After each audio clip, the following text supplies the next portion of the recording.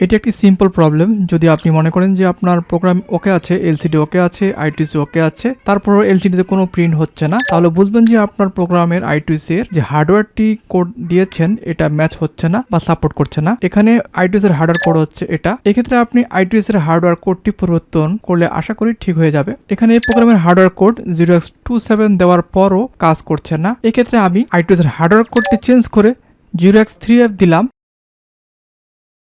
এখন প্রোগ্রামটি আপলোড করার দেওয়ার সাথে সাথে এলসিডিতে প্রিন্ট হচ্ছে। অনেক ক্ষেত্রে এই কোডটি আপনার I2C এর হার্ডওয়্যার কোডের সাথে নাও মিলতে পারে। সেক্ষেত্রে এখানে আমি কিছু I2C এর হার্ডওয়্যার কোডের এক্সাম্পল দিলাম। আশা করি এই কোডগুলি ইউজ করলে আপনি আপনার সমাধান পেতে পারেন। অন্যথায় আপনি গুগল থেকে সার্চ করে I2C কোড সংগ্রহ করতে পারেন।